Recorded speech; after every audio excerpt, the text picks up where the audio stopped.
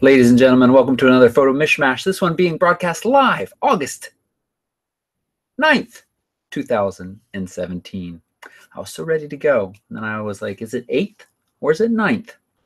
We're cruising through August. We're cruising through summer. I've even seen people who live down south start to post back to school pictures. Those poor kids. I mean, I guess they get out earlier. But, you know, this is that weekly show where I reminisce about the school days, D-A-Z-E, photography stuff, space photography stuff. Only a little bit. We just have a section so that I can say something.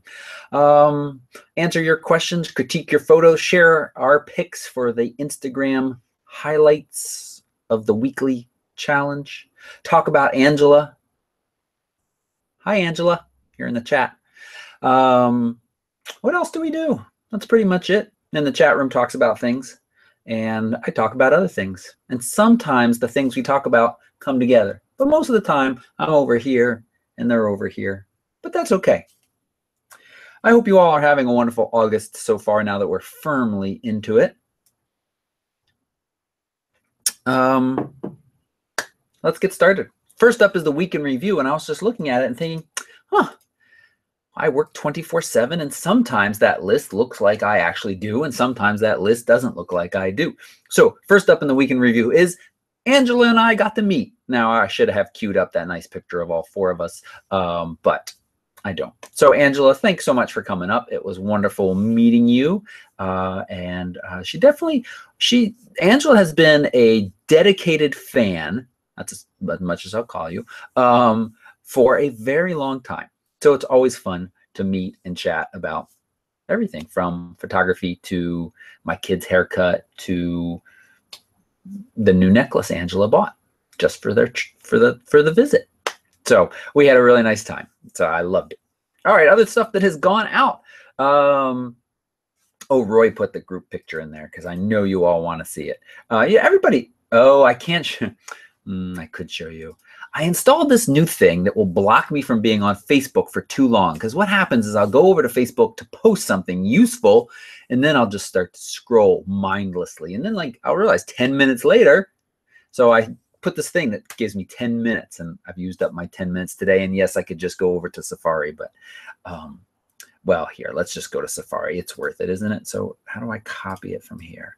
I copy this, and then I go to Safari, and I paste, and there it is. And now I come back here. Maybe someday I'll have an assistant that will run the board again. There we are. Maud, as you know, Chris, Henry, Angela, and myself. Very nice. We ate at some place called the West 5. I had mac and cheese and a veggie burger. It was delicious, and we had a fantastic time. Other stuff that's gone out this week that doesn't have to do with Angela. The Iceland vlog went out. And, you know, I tried something new with that, and I wasn't sure how people would respond. But I think, for the most part, people really liked it. And that is, I opened it with a little bit of a different kind of opening of, you know, why do people go to Iceland? Funny thing, one person commented, people go to Iceland because they're sheep and they want to be liked and they just follow everybody else. I bet that guy's the life of the party. But then I followed that up with clips of everything we did with a voiceover. And I've never really tried that before. I've thought about it. I've kind of done it a little bit at one of the Cuba vlogs. I opened the beginning part of it as a voiceover. It allows me to be very quick, and get a lot in because, you know, on these longer trips in the past, I've done a vlog every 2 days or so. I did that in New Zealand, did that in Iceland, the first journey. It just feels like too much. You know, you all like the vlogs, but the greater audience that I have, they don't love them that much that they're going to watch that many of them. So I'm trying to shrink the number of them down. And I don't know. It was interesting. No, people are always awful. That's okay, Trelina. One thing that I hate that I do, though, is as I'm editing a video, I'm like, I know what someone's going to say. Someone's going to say X, Y, and Z. And then I get that stuck in my head before I even put the video out there. Also, just for you wonderful, non-awful people, Lightroom keywords video. That is just covering the library keywords. So I'm going to break these into small digestible chunks. And the first one is just about stuff that you can do in the Lightroom and stay around for the critique session to see if I actually use all of those shortcuts. I use a lot of them. I'm trying to use more because it really is a faster and more efficient way to get around. And then I wanted it to go out yesterday, but you know, it didn't happen yesterday. So it just went out earlier, and that is the Nisi filter review. One of those awful people commented and said they just felt like they watched an ad. I didn't mean for it to be an ad at all. I just really am happy with this filter system. I've been using it now for a year, and I've got really no complaints about it. I mean, it's not cheap, but if you're serious about landscape photography, if you're serious about long exposure pictures and all kinds of conditions, having something like this is going to give you the best quality. And I think this is the best value and the best quality. I've used the Lee system. I found it to be complicated, and the blue cast from the Lee filters I found to be very distracting. I haven't used the other big one is High Tech, I think. I've never used that system, so it might be nearly as good, but I've just been really happy with this Nisi system. So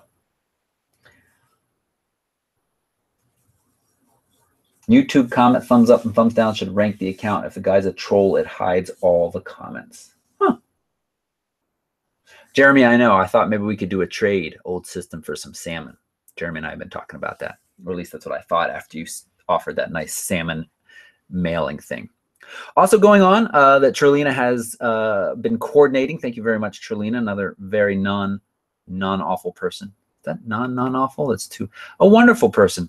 Is the 30-day photography challenge. Currently, we're on Someone You Love. You can find the links in the show notes.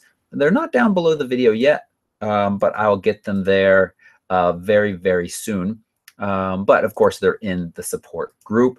I so far have been able to participate. Well, I have been able to participate for all of them, but I've actually only participated for the very first one. I'm sorry. I hope to do a few more. The next day when I missed it, I was like, okay, well, I'll try to do at least 50% of them. And then I was like, well, so much for that idea. I mean, I guess technically I could still do that. We'll see. Okay. The Canon Pixma Pro 100 is down to $79 again, the $250 mail-in rebate. This is a very nice high-quality printer. If you want to print at home, there's the B&H link for it. It'll be in the show notes. It roughly sells, or usually sells, for $379. This is the printer. I'll show it to you. Christina did have this printer. It is, as I said, high quality, can print 8 by 10. Oh yeah, no, it prints up to 13 by 9. The only downside is it is big. It needs a serious footprint in your house. And if you're not printing often enough, at 80 bucks, that's really not too bad. The ink, of course, you got a bunch of ink tanks in there. There's the 8-color pack, $124. So keep that in mind. I don't mean to be a downer, but it's really only if you want to be able to print often at home that this really works out for you. Because the other thing you find out is if you don't print very often, those little inks, they dry up, or if they get a little dirty nozzle, then you have to clean them. It uses a bunch of ink in the cleaning. Not a bunch, but you know. So balance that with shipping off to Adorama Picks from time to time. And this is the part of the show where we get into our Shutterstock updates. That's that great experiment. It's an amazing experiment where Roy and I share how much money we're making selling stock photos. So we've got Roy's right here. I haven't blocked that site so I can open it. Here's Roy's portfolio. And Roy, what'd you say you're up to? You are up to $1.25. So it's increasing. You have increased the number of images. And so far, pretty much all you've sold are these. I think, are they in order of popular? Yeah, okay. So they're in order. These are the 3 that you've made your money on so far. And I am, let's see, let's go here. Been doing it a little bit longer, plus I got lucky with those $250. So I'm at $137.28 and sorted most popular too. Besides the fact that I've sold 2 of the $50 Seattle prints, the owl is my clear winning. If we go to my earnings summary here, and isn't there another way to see? Yeah, the owl, we're up to 25 downloads for that owl. Again, so stressing white background. I've been saying this a couple times now. I really want to go back, find a few more of those owl photos, the flying owl, and cut them out, see if they sell as well. So I think that really helps people with, think about what people are going to do with these images, and having a white background and for some of these shots really can help. The other thing that I wanted to, I got an email from Shutterstock today that I thought was useful, and it is the most requested in September. Discover what content Shutterstock customers will be searching for next month. And so I thought this was pretty cool that they do that. Of course, obviously Shutterstock wants us to be successful, because if we're successful, then we're more likely to put more stuff up, and also giving us a heads up of like fresh current imagery makes the people shopping Shutterstock happy as well. So landmarks, strong demand for travel imagery from across the globe that tells a story and gives a sense of place. Explore new angles with various amounts of space between you and the scene. Here's a list of popular topics to explore. I think not only for stock photography, but I think these are good recommendations just for photography. This is a pretty epic image right here too. It definitely is. It's got to be a composite. There's no way you're going to have sunlight coming over the landscape like that and still have stars. Okay, long distance or top view aerial images of different regions, mountains, nature, buildings, etc. Various image crops of food and people dining. Images of people doing travel-related activities, walking with suitcases, shopping, sightseeing. Images of nature and city, with or without people. Now, these ones with people, you would need a... oh yeah, it tells you that right there. Keep in mind, property and model releases are needed for anything or anyone recognizable. So that's where I'm a little grumpy at what they rejected from my Cuba pictures, because some of those people are not recognizable. So people, and this is also what I think is interesting, is this kind of movement away from that typical I want to say whitewashed or sterile looking stock photos where it's, three gentlemen in a white room or something. This is more kind of organic out there, people embracing on the couch, cozy locations, sophisticated image, glamorous beauty images. Trelina, you got some glamorous beauty images. Images that celebrate teachers, because I guess Teachers Day is in September, or back to school. That's very specific, but they have all of this data about what is the most keyword searched and all of that stuff. And various silhouette images focuses on shapes and lightings of subjects. And then interiors, and I love this interior shot they show. This is a cool place and very kind of hip and modern. So again, a move away from what I have been thinking of stock photos for many, many years. And you think, the Northrops I know made a lot of money in stock photography early on. And you think about the shots I've seen that they've put up, they are kind of those older, more traditional, and now it seems to be moving away to stuff like this. And then religions and holidays. Images of seasonal festivals and celebrations, Yom Kippur, Oktoberfest, Christmas. Who is searching for Christmas pictures in September? God dang it. All right, specific food, stuff like that. And so then they've got, just these general tips down here as well. So I think that's a lot of great information if you're trying to make some money on stock, or if you're just thinking about making a nice image. What are these images that appeal to people that they're willing to pay for? They're willing to pay for it. That's going to have some similar qualities that is just going to appeal to people in general. So good question, Caroline. Do you need a property release or permission for stuff like Tower Bridge? It really depends on the monument itself. I don't know the Tower Bridge. You'd have to Google it specifically, but the Eiffel Tower at night, you do. The Arc de Triomphe, you do not, as far as I know. The Seattle Space Needle, you do, if it's very prominent in the skyline. So it depends on its prominence there as well. If you have a kind of a shot of the River Thames, right? That's what the Tower Bridge goes over, I think. Then off in the distance as part of the kind of London cityscape, then I don't think so. But if it is the prominent in your image, you may need a property release for it, and they would not grant that for you. They'd be like, you can buy this book, we'll sell you a book of images or something like that. Okay, good. Where are we? Now we move into the section called news. We've got discussed and not discussed. First up is this service called Binded. Binded unveils one-click U.S. copyright registration photos, no extra fee. No extra fee. There is, before we get too excited about this, all right, so let's share the page here. This is sounds like a very easy way to register your photos with the U.S. Copyright Office. I have no idea what Binded is, but it's a blockchain-based company. Anytime I hear the word blockchain, I think of Bitcoin, and I don't understand all that. Talk to Corey Rowe. I just don't really buy into the whole Bitcoin thing. Anyway, so one-click copyright registration that makes the process 10 times simpler with no extra fee. I'm going to be really quick here because I don't think many of us care. Have you ever considered or thought about getting copyright for your images? Now, I do know I used to work with an older woman who was legally blind and an author, and I helped her through the copyright process for several of her books. And well, you can see from this, the way this web page looks, it is a hideous made in 1998 website that has never been updated and is ridiculously complex and stuff. They found that to register a photo, over 100 clicks and 22 minutes it took people.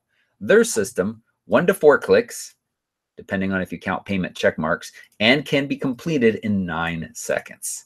So 51.5 times fewer clicks, 1,906 times less time for the users. Okay, so useful. Here it is. You put that stuff in, you pay. So we read free, or we read what? No extra fee.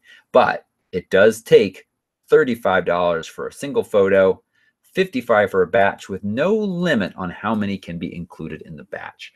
I think we're going to stop here and just say, I don't really think this applies to many of us, but it is nice to have a service that says government website that sucks. We're going to take it and make it so much better. So, I mean, I've just never been, I have never been interested in copywriting a photo. It just doesn't seem worth my time. If I was Peter Lick and I was selling individual photos for tens of thousands of dollars or higher, then I think it would be worth my time to copyright these images. But Peter Lick can also very easily afford a lawyer that can go after anybody whether or not there's a copyright, I think, because really, you just have to prove the work is yours. I guess a copyright does make it a little bit more of an open and shut case, but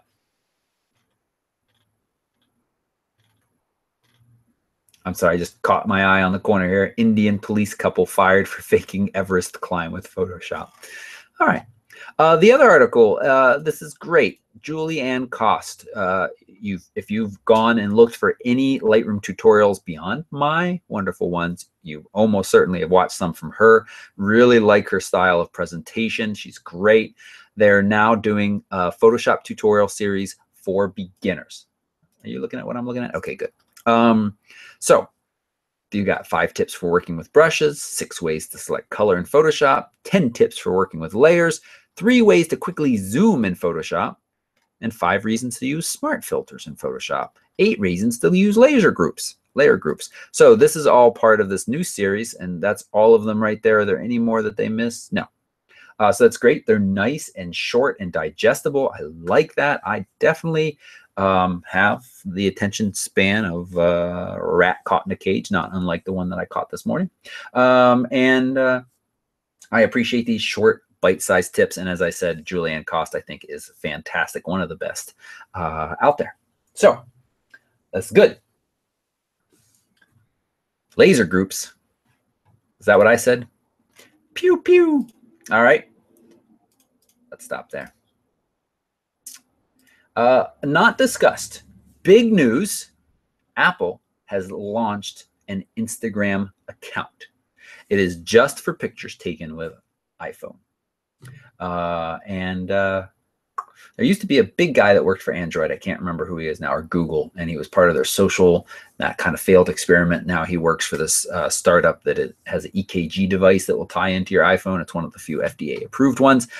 He tweeted the other day or posted on Facebook that you can throw away your DSLR because the latest iPhone is as good a camera as you need. And you can also throw away your Android. I think the Pixel, the Google Pixel, is a little bit better than the current iPhone, but anyway, it's silly. But, you know, Apple's on Instagram now, so that's exciting.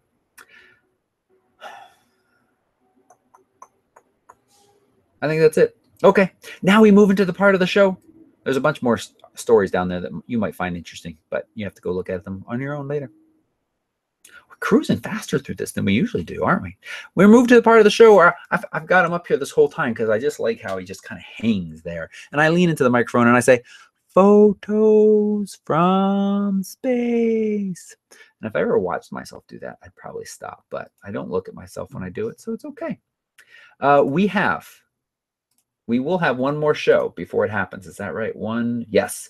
Only one more show. I know you all measure life events and massive happening things with this show. But we have one more show before the solar eclipse happens. This is the total solar eclipse. We've all been talking about it. It is when the sun will, I don't know what I'm doing with that hand. There's the path across the United States, basically starts somewhere, South Carolina, North Carolina, and right out through Oregon.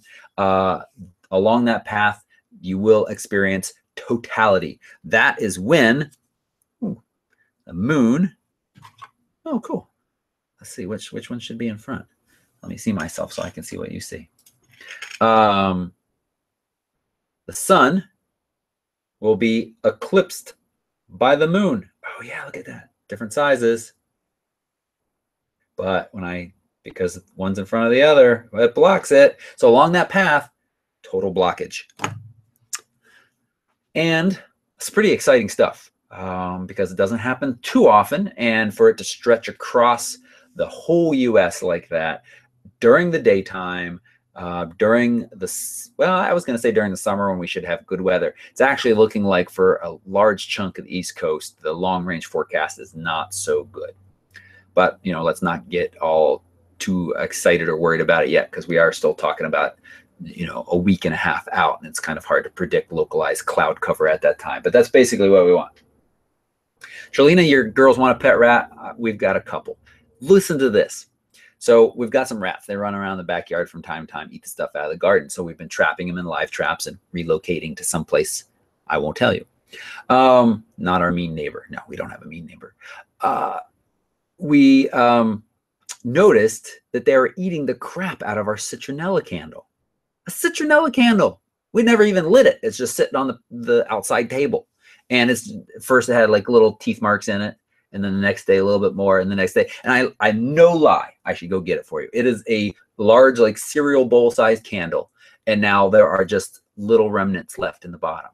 So I was like, we should use this as bait. They obviously like it. So we've been putting that in the trap, and 3 nights out of 3, we've caught a rat every night. I take them up to the road to the little park in that shady spot where I think it's too far for them to walk back. Anyway, sorry. So the solar eclipse. It's going to be a big deal. It's really interesting to see. The news media is making a huge deal about it. Mentions of maybe calling out the National Guard in places to help with traffic flow and management. Yeah, they're going to have bad poops, that's for sure. You know, it's one of those things where it almost feels like Y2K, where people are like, planes are going to fall out of the sky. Da, da, da, da. Will it really be this crazy? I do think in some localized areas, there will be an insane amount of people packed in. And so getting into and out of those areas. But generally, I don't see this as going to be as big a deal. And also, don't forget, certainly through that path, the totality, that's the most exciting thing. But outside of that, you're still going to see a pretty significant eclipsing, just not a total. There's, I think Roger posted through, they'll smell nice, that Roger. Talking about the rat citronella poops. I'm not going to smell them.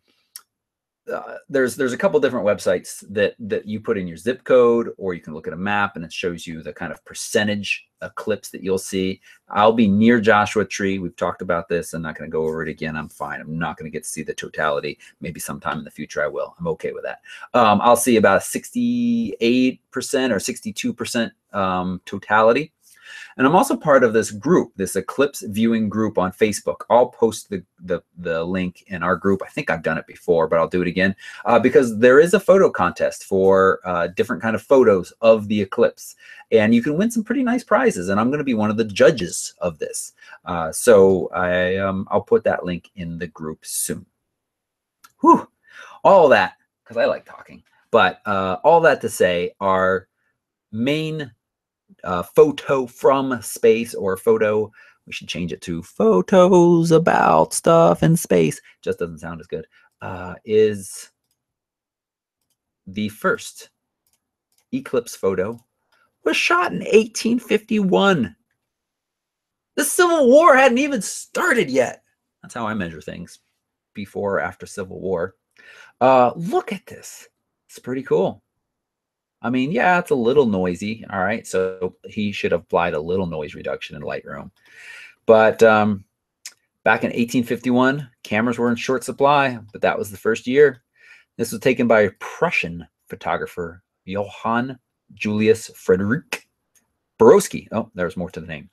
He's widely considered the first person. Here's the actual picture.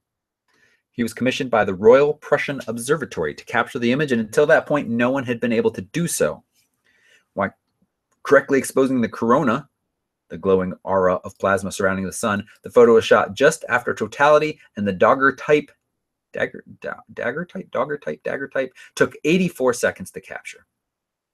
It was captured with a small refracting telescope attached to the 15.8 centimeter Fraunhofer heliometer. I don't even know what a heliometer is. It looks like a telescope, and we'll call it a telescope. Okay, pretty cool. And then, so there's a couple other ones. Here's one from 1869. They handled the noise a little bit better. 1925. Shot of the moon, 1896.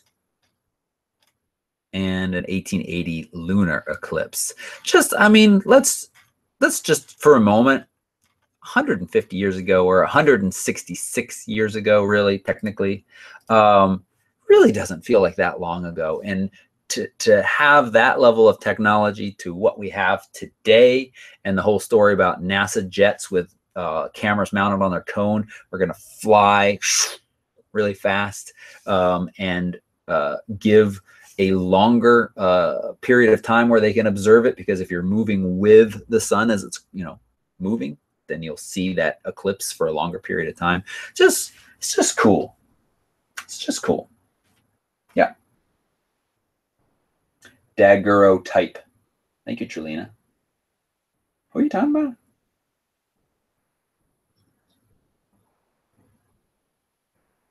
It's not the same rat coming back, because they're definitely different sizes. The one today was a biggie. Okay. Sorry. Just reading back through chat.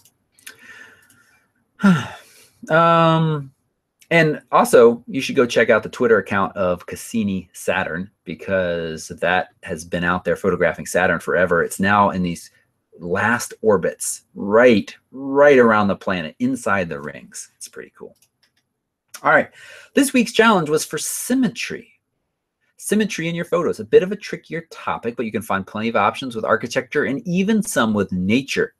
Bonus points for those that thought out of the box, such as birds hitting the water and catching the reflection. All right.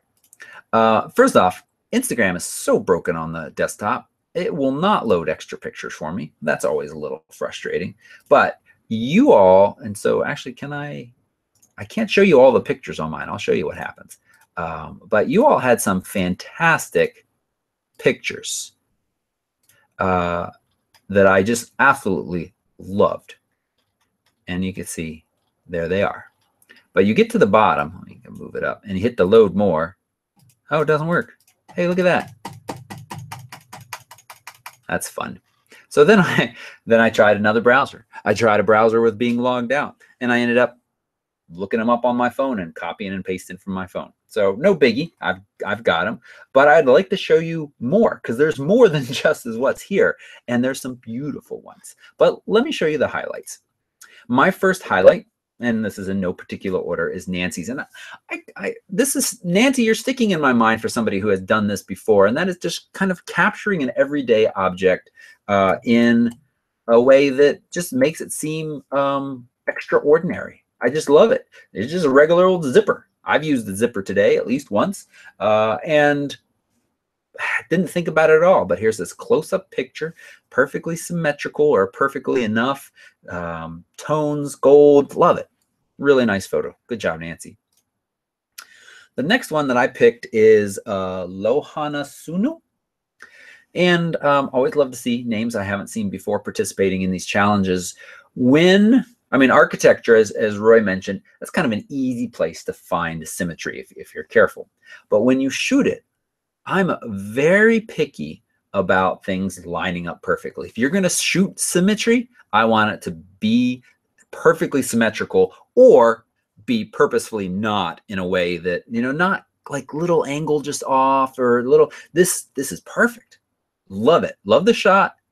Love the how perfectly lined up it is. Really nice job. And there were a lot to choose from that were great. There were some others, but you know, I went for this because, well, it is fantastic symmetry, and it's highlighting the Eiffel Tower in a way that you may have seen this perspective before, but it's certainly not the first perspective that comes to mind when you think of the Eiffel Tower. And I just like, you know, seeing it photographed in a different way. I've been here, I've been under it. I honestly can't remember if I took a shot looking straight up or not. I'd like to think I was smart enough to do, but anyway, so really nice. Now, Roy, you also picked this one. Very nice. Love it a lot. Roy, you picked Heather's, and what'd you say about it over here? I'm really glad you picked it. Let's see, a great little bit of nature, thinking out of the box in this great close-up. So yeah, I love it too as well. I mean, nature is just, it's so close to actually perfectly symmetrical all on its own. I just think that's really neat. Look at the way these petals split. I think if you are getting nerdy, this could qualify as the Fibonacci sequence. I don't know if it's perfectly so, but that's that kind of the 1, 2, 3, 5. I don't know what comes after that pattern. That is found in a lot of things in nature, sunflower, pine cones, spirals of snails. It's all very cool. But anyway, really nice shot, really nice detail. Love where the focus is.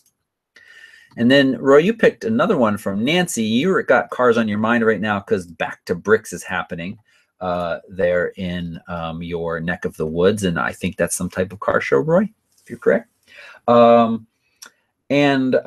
Just really a clean, sharp, symmetrical shot as well. And, you know, no, not completely 100,000% symmetrical because of these bits in the background, but it doesn't matter. And right here, everything's lined up so nicely.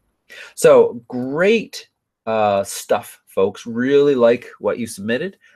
Excited to see what you submit next week. And in some ways, that person who did the Paris Monument could submit it again because it is PRTV_monument. Now, your challenge, though, is to photograph it in a way that is different or interesting. If it was just a picture of the Eiffel Tower during the day at the end of the forest, the Champlain green area, I'm making up, that's not where that stuff is called there. But, you know, or just the Washington Monument on a nice summer's day, that's really not going to do it for us. We're looking for you to, and it doesn't have to be these big iconic stuff. It could be as like a shop in your town that's been open forever. But we want it thoughtfully kind of presented in a light that you wouldn't see every day. Sounds good? Thumbs up. Okay. Here's the discussion articles, titles, and then we'll decide as a group, or I'll just decide because it's a meritocracy or dictatorship. I'm not sure. Photography adventures on a budget. Go camping. Well, I'll just say this, that is, you know, I went scouting for an upcoming McKay trip in the Olympics this weekend, and because of our schedule, I really could only do one night away. So left super early in the morning, spent one night at the campsite. It's $23. It's not bad. I mean, that really makes it a lot more affordable if you already have the gear. And of course, cooked our own food, peanut butter and jelly, or that's not what we had for dinner, but snacks and stuff. So really, it's a very affordable way to get out there. It's also, in some situations, a very affordable way to get to an amazing location and be there for the amazing light. Because that, the more I think about what makes good landscape photos beautiful and awesome is being there at the right time. And the best way to be there at the right time is to give yourself plenty of time to be there, and also be early morning or late evening. Usually that's when landscape stuff looks the best. So being able to camp at some of these places, I'm looking at now going back to the Olympic Peninsula at some time in the not so distant future, being able to camp out on the beach. It's only like a mile or two walk, mostly flat. It's really not too bad. Carry out what you need, not a whole lot more, and do it. I will say though that, wasn't the greatest night's sleep. It always feels like it needs a couple of nights for your back to be like, okay, fine. You're not laying in a cushy bed. I won't make you regret every moment of this sleep tomorrow. It takes a couple days to get used to it, but it's so worth it. Okay, next discussion topic. Don't you like how fast we went through that? I didn't even read the article. I just shared my ideas with you. When to hit Lightroom's auto tone button? Never. That's from Scott Kelby. He actually says whenever he's going to make an HDR, basically, but I just saved you the time to read it. It's just, it never does a good job. Always overexposes stuff. How to find your photography zen, tips to recharge when you're feeling stuck. I feel like we covered something like that the other day, and I read that article. It's lame. What type of photographer are you? We're going to come back to that. But first, how to become a better photographer by analyzing my Lightroom statistics. I was thinking of this very thing earlier today because as I was finishing up the NISI filter review, I wanted to find, all of my good long exposure pictures. And, Lightroom makes it so easy to do that. Let's share real quick. Let's go to Lightroom Master Catalog. And we go to all photos. We're in the grid view. I can come up to metadata, and we get these drop downs here that show us your date, which cameras you're shooting with, lenses, labels. But remember, you can change this to whatever you want. So I can say shutter speed here. I can come over here and I can choose aperture. And or let's go back to lenses for a second. Or no, sorry, let's do focal length. That's what I want. Focal length. So a lot of the times when I get asked for my opinion on what lens somebody should buy next or consider buying, I tell them to go look at their data in Lightroom. Or I generally ask a question like, how often do you find yourself shooting at 18? Or how often do you find yourself shooting at 35? That knowledge can really kind of inform your future buying and your deciding, because you might think you know exactly how, and then you go look at these numbers and you're like, whoa, I spend all my time shooting at 18. Maybe I need to get a wider angle lens to give myself a little bit more room. Or, hey, I spent all my time shooting at 18. Let me break out of this rut a little bit and force myself to walk around with a different lens, or to at least zoom in some. So I've got some 1.2 millimeters. What is that? Oh, it's the, whoa. It's the wide, that was the, what do you call that thing? The 360 camera. And so this is also some crazy wide angle camera too as well. But anyway, so you can scroll through and see how many shots you've taken at the different focal lengths. Yours is probably not nearly as nuts looking as mine. Mine's all kind of split up. Like, what's that? 33.5. Some other, oh, this is a point and shoot I was using as well. So anyway, mine is probably a little bit nutser than yours.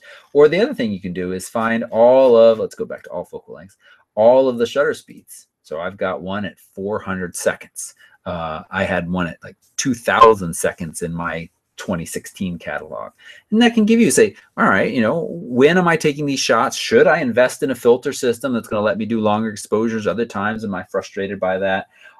So I think that this is a great thing. And also, just a reminder, we've talked about it before. Oops, sorry. Where is it? Where is it? There it is. Your dashboard. This is that Lightroom dashboard website where you drag and drop your catalog in, and it spits back kind of a more graphical view of everything.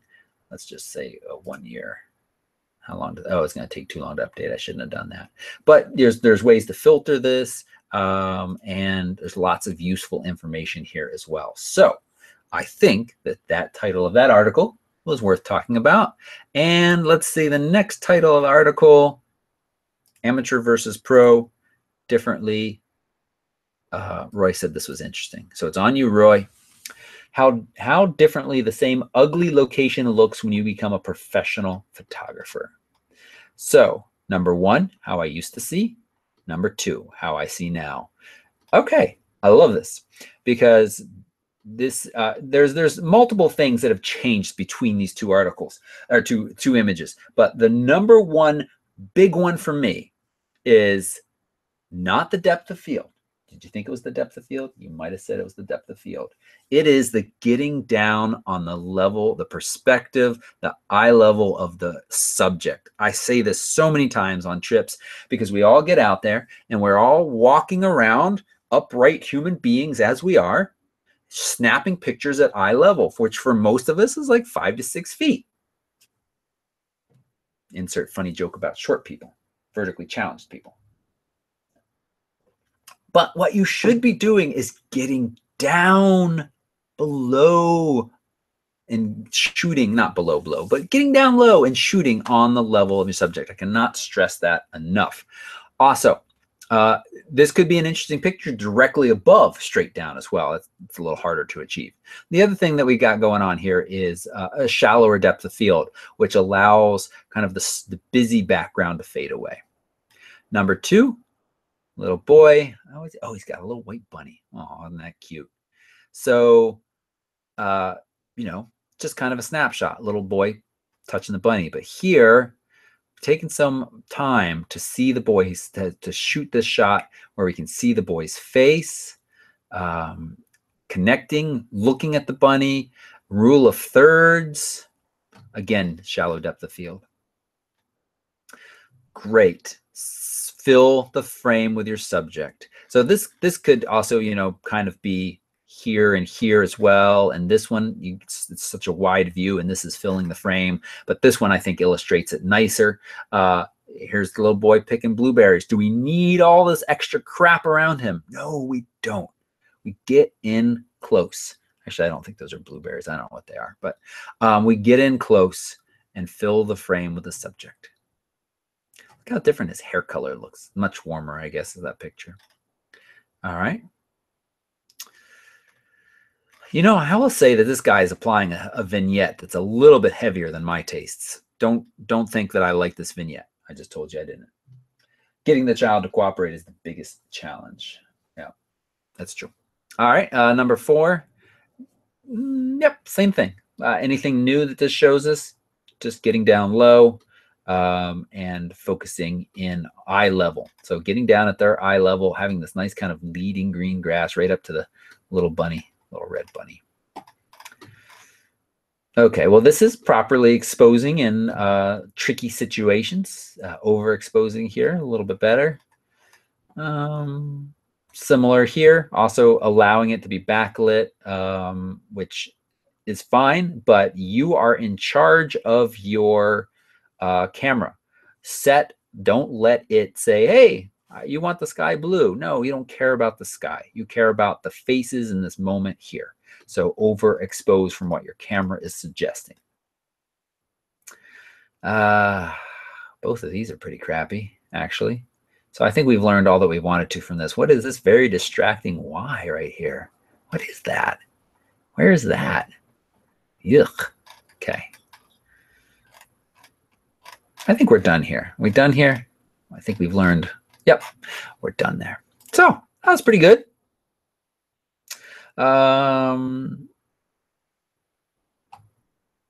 What type of photographer are you? Nah, this show might be a little shorter. That's okay. Now, let me find the window I've lost so we can come back to me. There we are. Okay.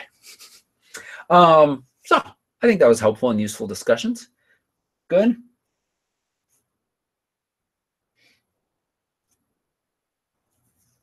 Yeah, Trelina, that's a great suggestion about letting kids do whatever they want. to kind of get. The more it feels like the more you try to pose a kid, and this actually happens with adults too, they're just a little bit subtler about it, but the more you try to pose a kid, usually the more resistance and the more awkwardness looking you get. So I know very good kid photographers and family photographers. They spend a good amount of time just kind of interacting, not to put the camera away for a little bit, interact, get used to the kids, have the kids get used to you, have them have fun, and then get the camera out and start kind of slowly easing into it. And I'm pretty sure we mentioned this in this show very recently. We talk about not trying to pose people as much. Adults, kids are people too sometimes.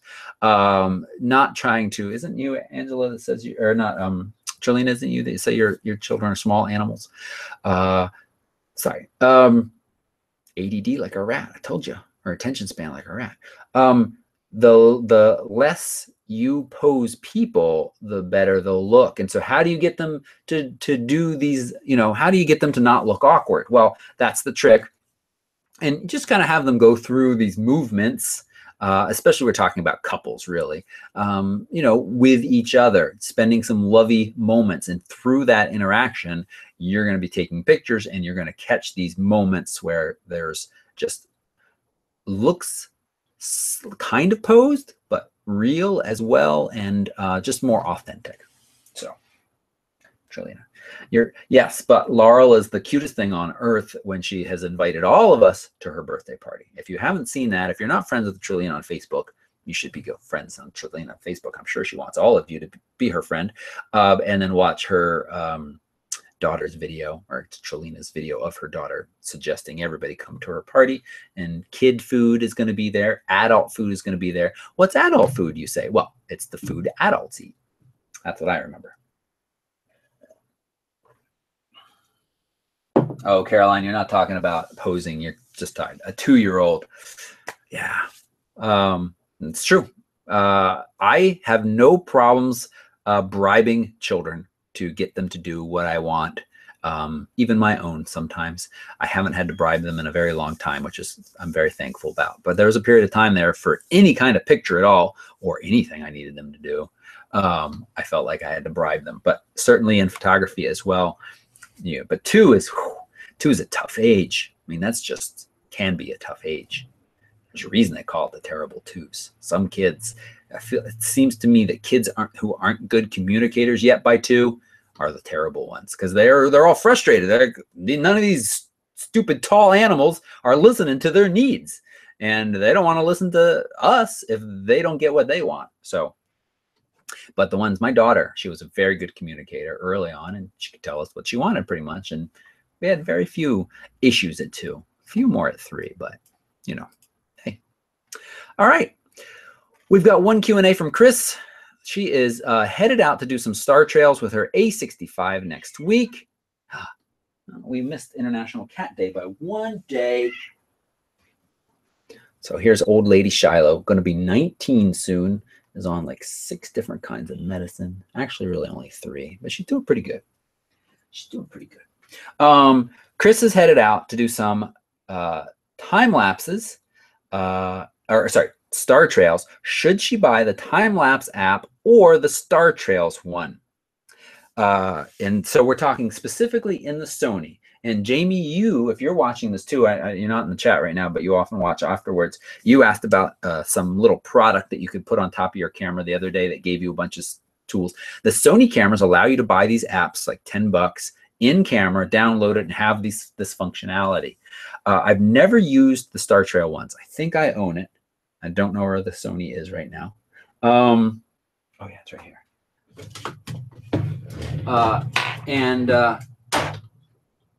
They are okay. The time-lapse one is decent, but with both of them, put yourself in a Zen frame of mind before, because they are so slow to operate. You like push a button to get into it, and then you like push a button down to get to the next option. And if you're ever in a hurry, they are very frustrating. So practice with it a little bit first. But on the application menu, let's see what I have. Yeah, so at this time, the only one I have installed is time-lapse. I think I've installed Star Trails as well. And in the time-lapse one, see, watch how it kind of takes a moment to load up. Still loading. Can you see what I see? Yeah, okay. There, it's loaded up. I would just put it on custom. You hit enter, and oh, now I gotta go back menu. I guess I needed to do something else. There we go. Now we're into the application settings. Yeah. So on here, you've got the three options across the top. The first one is the product of this time lapse: videos, files, or I should say pictures, or the last one is both pictures and video. I choose that. I'll let it make a video for me automatically. Plus, of course, give me the original raw images. You have the interval, you have the shots, and the rest of the stuff I just leave off. Autofocus, of course, so that doesn't matter, and also manual exposure, so that doesn't matter as well. I honestly, like being completely honest with you all, I think I have struggled with this to make it do longer exposure time lapses. I have still used the trigger trap. I know that they have I think, Chris, you have trigger trap, but you don't have the dongle for it. They don't make them anymore, but I do still have that one, and that's my go-to because it just works exactly like the way my brain thinks it works. You put in how long you want it to shoot for and the break in between, and then it just works. This thing, you got your interval and your shots, what should be the time in between. Yeah, so, well, you could do 30 seconds. Yeah, you can't do bulb mode with that. So maybe you can with star trails. Shoot. I think I'm gonna have to say I need to research this. We should talk about it. We should Google, can the star trail also give you individual shots? That's what you want. It does combine them in camera, but I wouldn't trust it to give up 45 minutes of my life to find out that it does a really crappy job. But if the star trail option does allow you to get individual stills out of it as well, that might be better, because the longest you're going to be able to do with this for shutter is 30 seconds, which is, you can do that for star trails, but it's nicer to go a little bit longer. So good. That's the only question we have. Do we get any others? Has no hair? Brendan. Brendan or Brendan? Brendan. Yeah, that's his name. And he has no hair. All right. I think we're going to move into that part of the show where we critique a few photos. And I need to go to the weekly critique folder. And, oh, actually, before we get into that, let's go to not the picture of Angela, but I put up for you all to edit some shots that I took this past week when I was scouting. And here they are. So I took 3 shots. I took a bunch of shots at this spot. I was pretty excited while I was there and photographing, because we had this kind of cool sky. We still have this issue of a lot of haze and smoke in the air from the wildfires in British Columbia. So this was sunset, gave it a real kind of warm glow. We had pretty serious waves, almost a little bit scary, because also the tide was coming in. So it was, just over a 10-minute period, the water level was rising around my feet, and you don't want one of those big scary waves. You don't want to put yourself in a position where if the wave is just a little bit bigger than the other ones, you're going to get hit. I was out there photographing, and I really liked number 4. This is my goal was, I saw this lip, I saw how the waves broke over it and fell, and I really was excited about this number 4 image on the back of the camera. And I started editing them when I was home a day later, and I really kind of struggled. And so I was curious to see what you all would do with them. And so you have edited them. Jeff's was the first that responded pretty quickly, and he picked one of the other ones. And a pretty simple, no real heavy edits here. I think this is nice, but I kind of struggled with this weird sky color. It's not too exciting. I tried to warm it up a little bit, but I still didn't quite get it. But Jeff, I think you've done a decent job here. Can I go to the next one without? No. Okay. So we have to, oh boy, we have to go here. So here you did a little bit more drama. You really kind of added some color and warmth to it. And, You know, I like this. I hate how it overlays when I put the mouse over it. That's stupid. Back there in the back right corner, I love the color and the silhouette now. I think that's good. I think the water's too much for me in this one. Then Bo, I think that's how you say your name, a relatively new member of the group. You worked with the masks, bring up the highlights and the waves and adjustments and the saturation. And I tell you, this is too much for me, Bo. It's interesting. It's definitely more of a heavier art piece. I like that there's a little bit more detail around the sun, but otherwise than that, I'm not too often a big fan of saturation like that. You know, somewhat personal opinion, but I feel pretty like that. Caleb, you said this was the one you liked the most. You think the big problem at all was the weird sky and sun, agree, and the tree-covered peninsula to the right. So you've cropped that out, which, you know, I think is an interesting thought. I liked that back there, but I really do like this as well. And it might have gone a little too blue for me, but I think it is closer to what I was hoping for or expecting. And, you know, I also really kind of liked the sun up there in the sky, but it was just a little bit too far above the horizon. And that space wasn't great. So this is nice. I like this. And Joe, I'm just going to call you Joe because I'm an American idiot. And even though Trelina has told me like 18 times how to pronounce your name, and I think you have too, I still don't know. All right. First off, you were able to edit this on a virtual machine inside Linux with only 2 GB of RAM. That's pretty impressive because these are uncompressed files from the Sony. So this is a 90 megabyte, 90 megabyte files. It's a chunky file.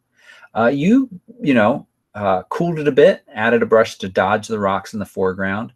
I think this is nice. I like this as well. It's not too far off from what I was doing. Laurie came in. She brought the exposure up a good bit in the foreground. And this is a little bit similar to Caleb's as well. And it has such a, I love seeing everybody's different edits here. But I really, you know, I like the green back here. And this, it's a little bit more, I think, realistic view. This is a little bit more of what my eyes saw because our eyes have such great dynamic range. He changed the white balance a little bit as well. So I like this. I think one of my issues with this picture is that I really wish the rocks weren't covered in these kind of brown, icky barnacles. I wish they were clean, neat rocks. Is that too picky? I think that's what throws it some for me. David came in with some, what do you do? Let's see, you agree with Caleb. So you've cropped like Caleb's to so make it feel a little bit more balanced. Tried out the square crop to use a gradient mask to differentiate the sky from the sea. You made a few selective color adjustments as well, fixed the sun a bit rounder and more uniform in color. Finally removed what looked like to be a thin dark cloud band right on the horizon. I think it makes for a crisper edge. I do like this crisp edge back here. This in here though looks a little crazy to me, and I can't quite tell what part of that you did. But yeah, the crisp. So it's really neat. What I need to do is like take these best parts from each of these that you all did and put them into one. Whoops. Let's close that. And you came back. You wanted to fit a little bit more. And you came up with this one here. And this is a little too strong back here. But I think this is also interesting because it kind of gets rid of those rocks that were bothering me. And they become more of these kind of simpler rock shapes off in the distance.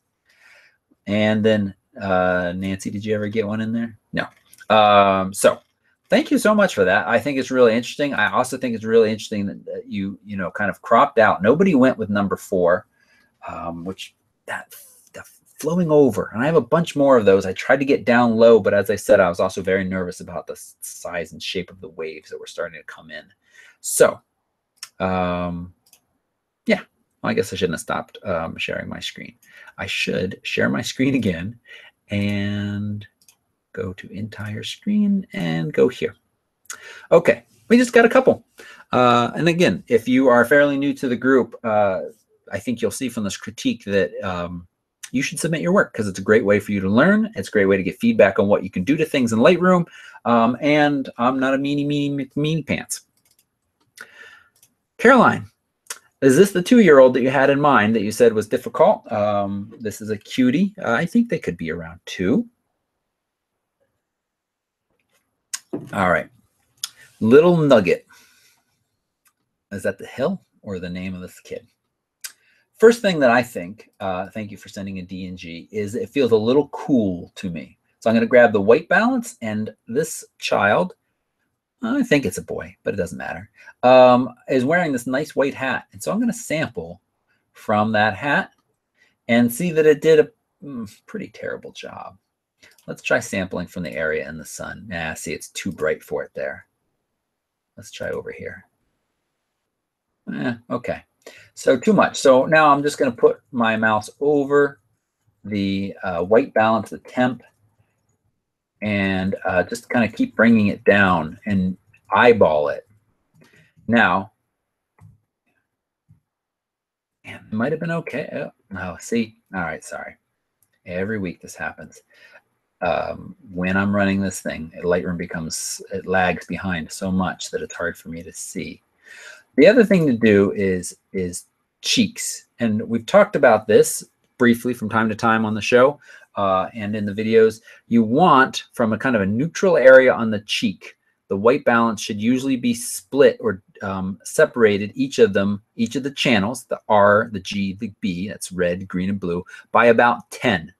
So 71 to 65 is close, and then 65 to 53 is close. If you move it around a little bit, 71 to 64 to 50. So see, that says to me that we could bring our blue up a little bit, or I should say cool this down a little bit and also warm it. Bring the I'll have that down and bring the tint up a tiny bit. And now grab this. I'm not clicking. I'm just holding over 71, 64, 51. Hey, that's pretty close. And now let me see if we do the backslash what you had, will it show us? It thinks about it. It thinks about it. We talk about what a wonderful day it is. We talk about rat citronella poops. We be patient. There we go. That's what it looked like when you brought it in.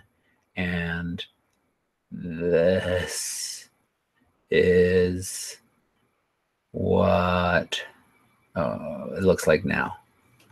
Might be a little too green still. So I don't think either of us got it quite right. Somewhere in there. Otherwise, I think this is nice. I'm a little thrown by the angle. You know, sorry, was there good? Was there good? His face is beautiful. It's super cute.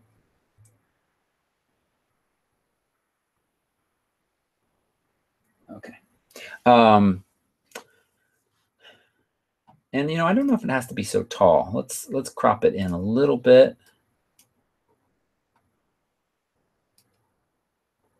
There. And it feels like it's leaning more than it needs to. And just that little bit of arm. There we go.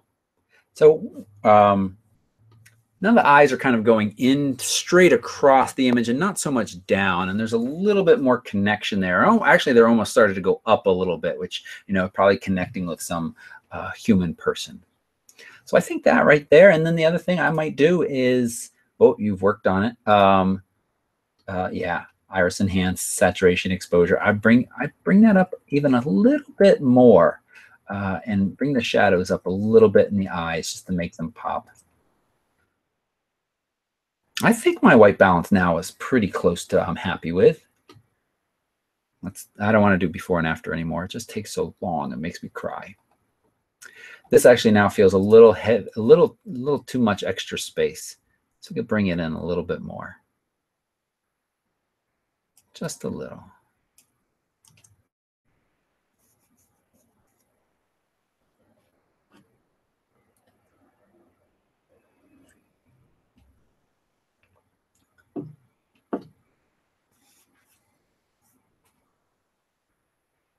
Guys are talking about McDonald's. Okay. Daniel, this is cool. Someplace photographed an airplane landing a long exposure, 20 seconds. I really like how sharp and just kind of thread-like these light trails are. I've never done light trails of a plane. I've done lots of cars. This is neat. I like it. And I think it's a pretty cool image. I might be inclined. I also shot at f8. Notice that even f8, you've got a starburst on all of the lights. So you don't have to go to a very high aperture for that at time. I think I would cool. It feels a little too warm, almost kind of like a burnt sienna orangish color down below. I might get my gradient tool and just kind of, nope, here's that keyboard shortcut for you. Hold down Alt to reset that. So it's not doing anything at the moment, but I'm just gonna bring up the shadows a little bit in there. See if we can get a little bit of detail out of the bottom foreground. Not so much. And just cool it down a little bit. And wait a minute as it catches up, I think.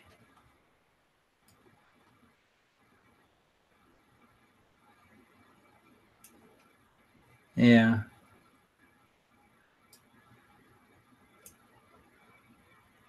I think that might be it. It would be cool to set your camera up in the spot, take several shots with no, don't move it at all, several airplane landings, and then kind of stack them. There are the people that do that during the day, and they have the kind of a profile picture of all the airplanes taking off. Really cool stuff.